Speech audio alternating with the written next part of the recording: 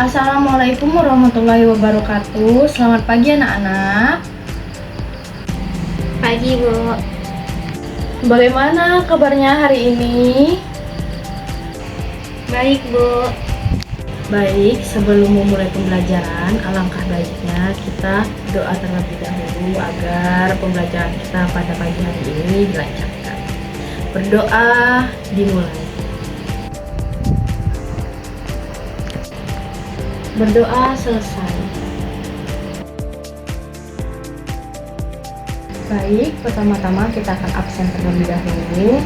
Yang pertama, Merlin. Hadir, Bu. Baik, materi hari ini Ibu akan membahas tentang pertumbuhan pada tanaman atau fotosintesis. Nah, anak-anak, ada yang tahu tak fotosintesis itu apa? Nah, anak-anak, apakah kalian tahu proses tanaman yang menghasilkan oksigen disebut dengan fotosintesis? Belum, Bu. Nah, kalau belum tahu, kali ini kita akan belajar lebih dalam mengenai materi fotosintesis. Sebelum itu, Ibu akan menyampaikan tujuan pembelajaran kita pada pagi hari ini.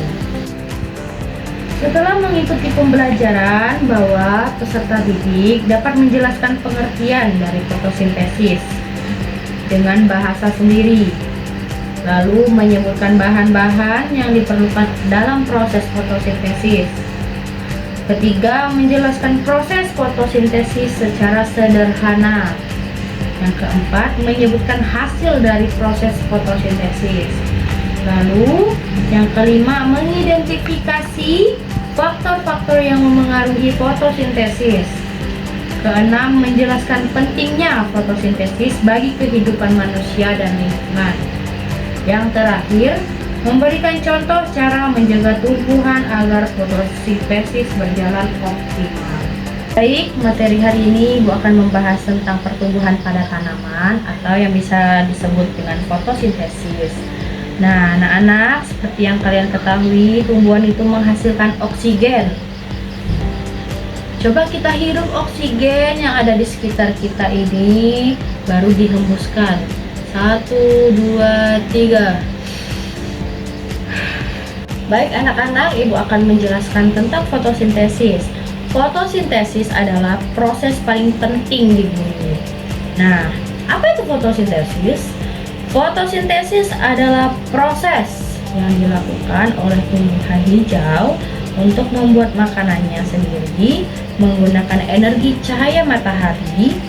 Nah, kata fotosintesis berasal dari bahasa Yunani, yaitu foto yang berarti cahaya dan sintesis yang berarti membuat atau menyusun.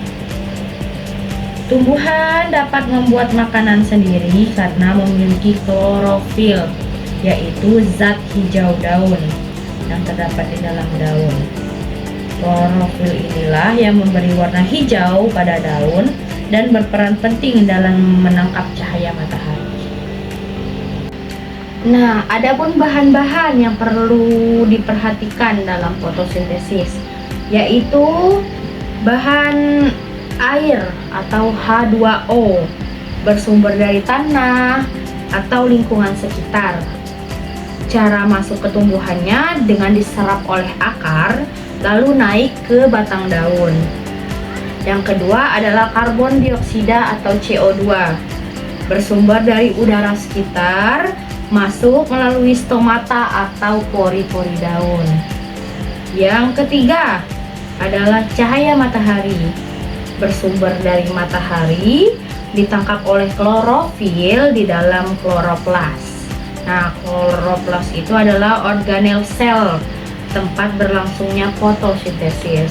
Nah, terjadinya itu karena ada cahaya matahari. Nah, setelah mengetahui bahan-bahannya, kita akan masuk ke proses fotosintesis. Fotosintesis ini berlangsung di dalam daun, tepatnya di dalam kloroplas. Pertama-tama, dari tahap pertama kita akan menjelaskan bahwa akar menyerap air dari tanah, kemudian air mengalir melalui batang menuju daun. Daun menyerap gas karbon dioksida dari udara melalui lubang kecil yang disebut stomata atau pori-pori pada daun. Selanjutnya, klorofil di dalam kloroplas menangkap cahaya matahari sebagai sumber energi dari daun.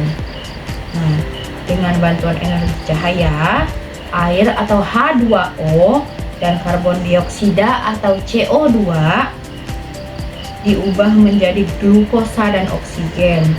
Dan terakhir, glukosa ini digunakan tumbuhan sebagai makanan untuk tumbuhan dan berkembang. Lalu oksigen dilepaskan ke udara untuk kita bernapas. Nah, apa itu glukosa? Glukosa itu adalah gula sederhana hasil fotosintesis sebagai sumber energi.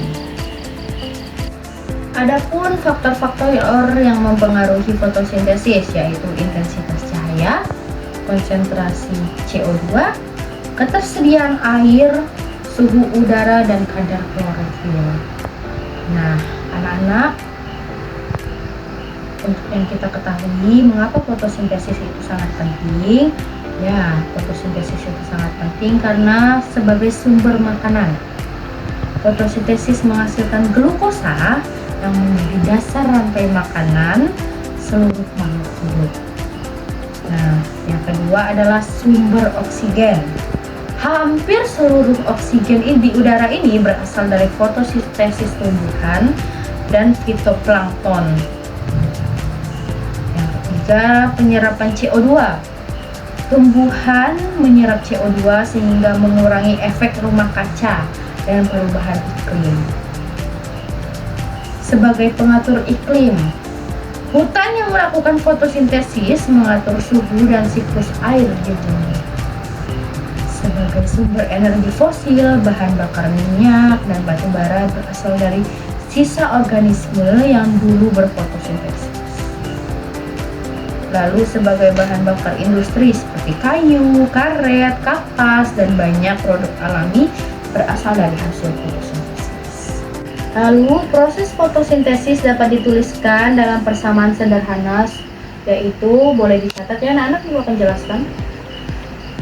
6 CO2 ditambah 6 H2O, lalu tanda panah C6H12O6 ditambah 6O2, atau ibu jelaskan bahwa karbon dioksida plus air menjadi glukosa plus oksigen, dan dengan ditambahi dengan energi cahaya matahari dan klorofil. Diketahui bahwa hasil fotosintesis yaitu glukosa atau makanan dan oksigen atau gas kehidupan. Dari glukosa atau makanan ini bisa digunakan untuk tumbuhan, disimpan dalam buah atau batang dan akar, lalu menjadi sumber energi makhluk hidup lain dan dapat diubah menjadi zat lain seperti kaki dan lemak.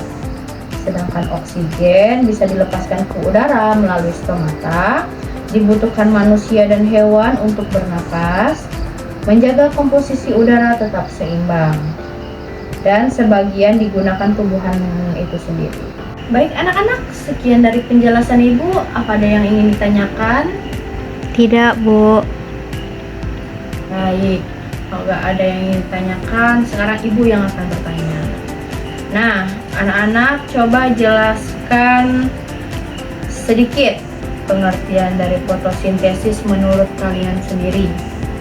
Oke, untuk itu ibu akan memilih.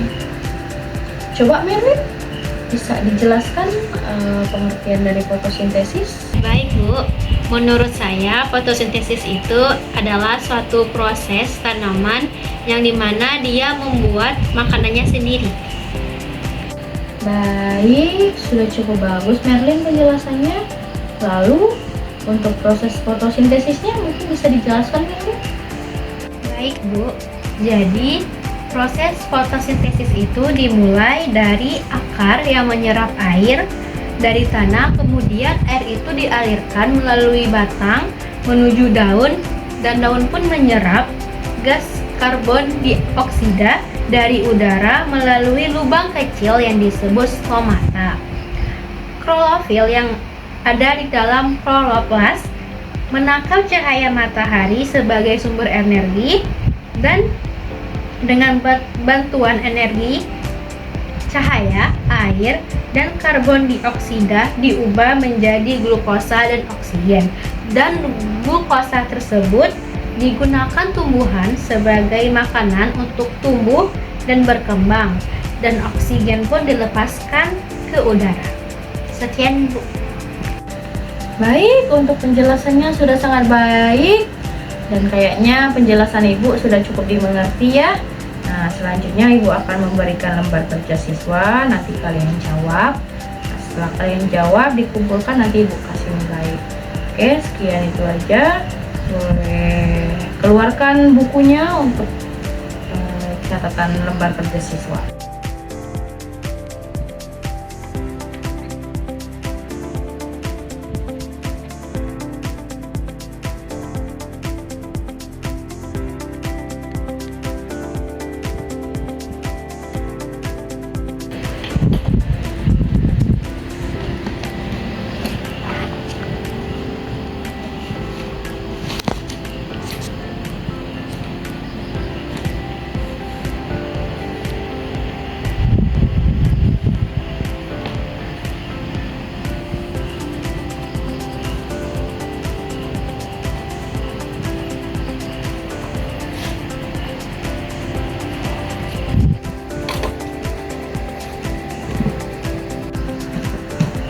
Baik anak-anak, bukunya udah Ibu nilai, nanti bisa kalian ambil.